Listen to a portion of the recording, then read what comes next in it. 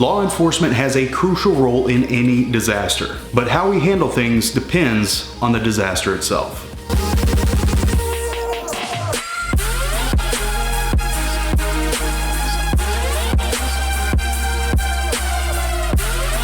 Hey guys, what's going on? I hope you are having a fantastic weekend so far. I guess it's kind of messed up to say that considering most people are probably quarantined right now. Amidst the pandemic that we are currently in, our roles as first responders has changed. The duties that we normally have during any sort of natural disaster are going to be different than something like a pandemic. During a natural disaster like a hurricane, an abundance of officers are normally put on the road to help prevent things like theft and burglaries. But what can law enforcement do during an infectious pandemic? The first thing to happen anytime there is any type of disaster or pandemic or any major crisis is meetings.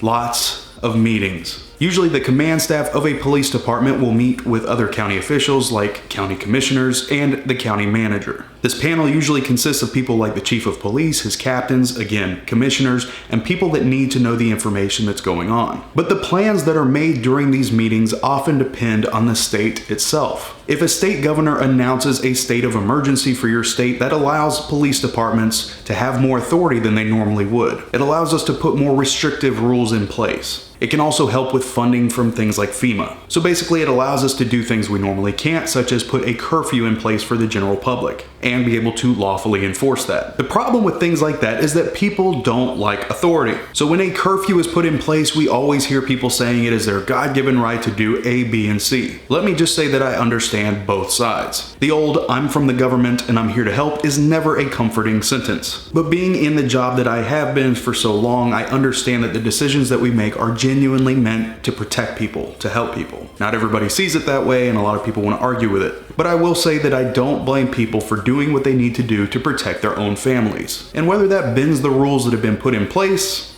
that is your decision to make. At the end of the day, we are all human, we all want to survive, and we all have people that depend on us. The biggest difference that I have noticed between this pandemic and some natural disaster such as a hurricane is that the hurricane events are much quicker. We usually know whether or not we're going to get hit within a week, so that gives us about a week to plan, and then about 24 hours of weathering out the storm, and then you pick up the pieces at the end of it. This virus is totally different. You're literally in almost a hurricane sense of emergency for an extended period of time, which is very mentally draining when you're in a job that you can't just go home. And it's weird because you look outside and the weather is beautiful, but people are sick. It's weird. It's very weird. The horror for us is if one law enforcement officer gets exposed, they can get the rest of their shift sick. And if you have an entire shift of officers that are out for 2 or more weeks, that can pose a huge problem for any department. So hypothetically, how do you plan for half of your department to be out sick? Especially when you're supposed to have an abundance of officers on the road. And that is a very tough decision, but that is the job of the chief of police to make. During a pandemic like this, the chief of police is usually in meeting after meeting after meeting,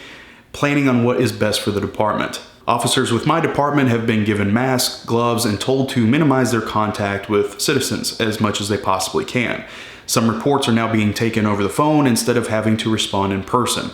And really the only people that are actually going to jail are very serious crimes or very serious traffic crimes, such as DUI. But unfortunately, the police are always needed on the road. So no matter how bad it gets, we still need to provide police services and possibly expose ourselves and our families to the germs that are out there. Another thing is enforcing lockdowns of public places is very difficult. How do you enforce taking away people's freedom of movement if they are not under arrest? People are getting mad. They think they should be able to go to the bar and hang out with their friends and still do the things they want to do.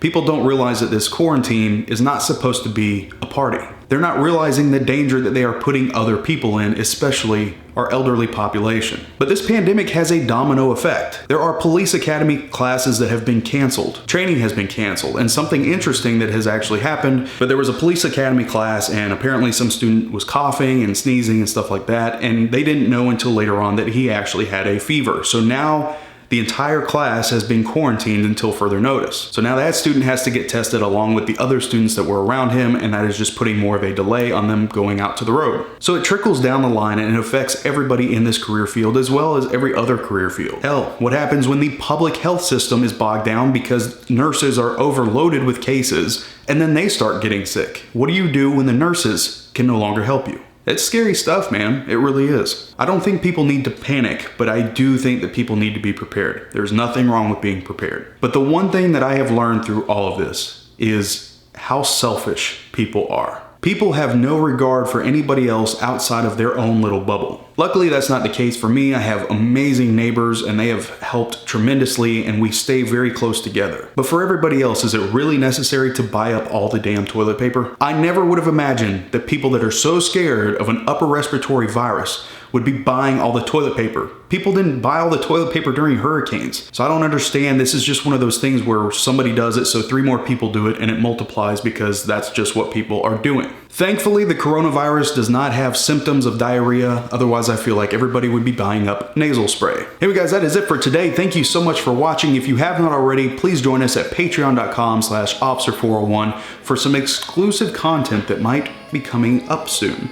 I hope you guys enjoy the rest of your weekend. Be sure to wash your hands, and I will see you very, very soon.